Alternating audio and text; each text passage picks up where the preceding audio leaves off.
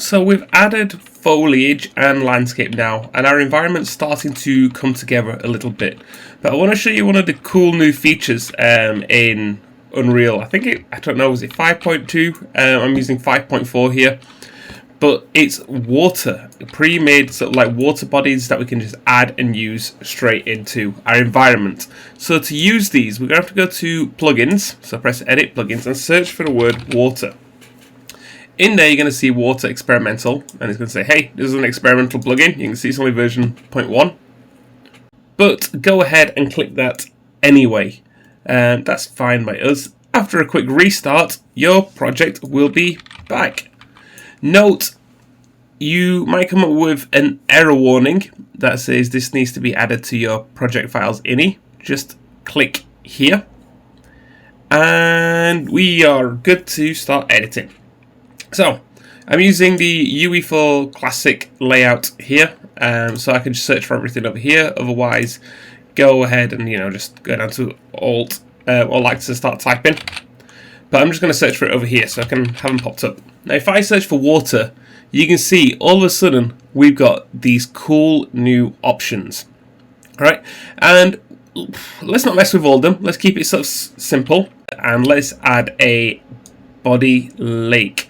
Right, now once we put that in, it's going to create a lake, as you can see.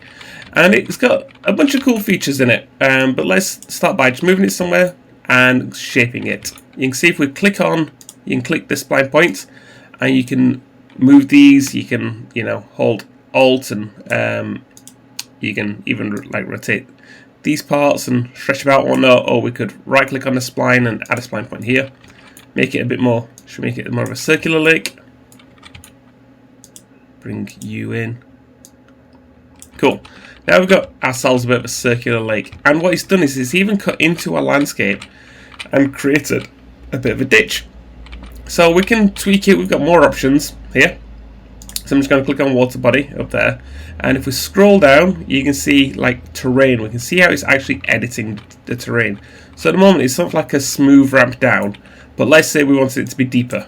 Let's say we wanted it to be 2,000. Okay, 2,000 is probably too much. 1,200.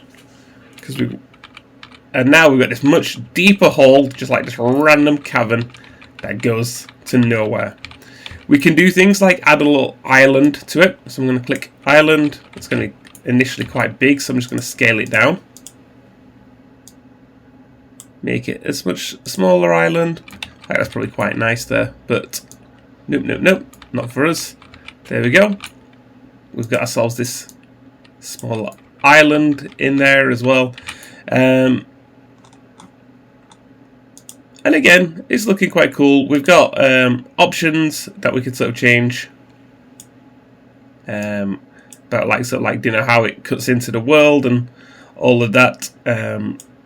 You can sort of basically just slide those and see how you sort of get on with them. What was that by default? I don't remember what that was by default.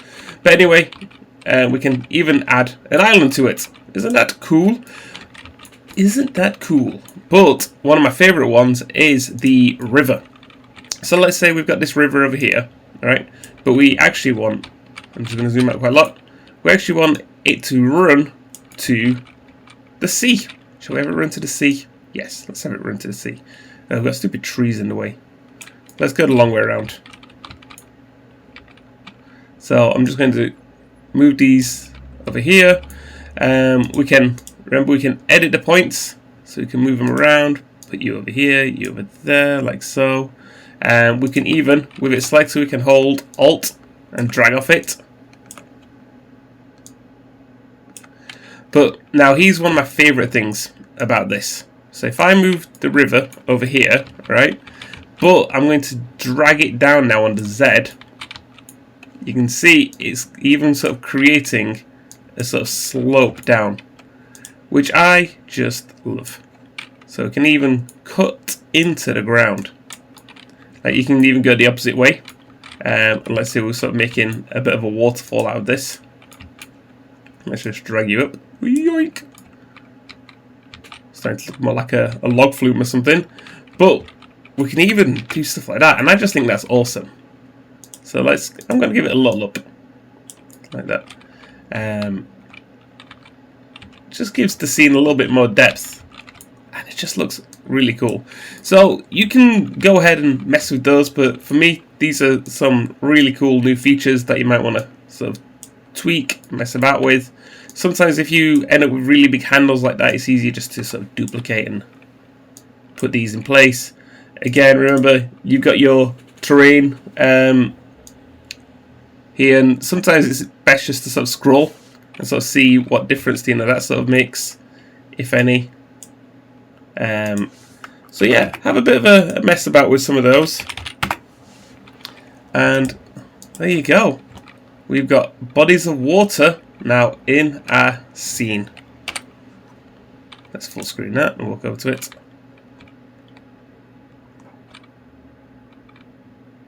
Oh, I really need to slow the birds down. Looks dodgy if you get too close to it. And those are the levels of detail. But there we go. Look how cool that is. Bodies of water in our scene. I am going to need to sculpt around that because that looks weird. But there you go. Hopefully you found it useful. Hopefully you can start making really cool stuff in there now with this. Thanks for watching.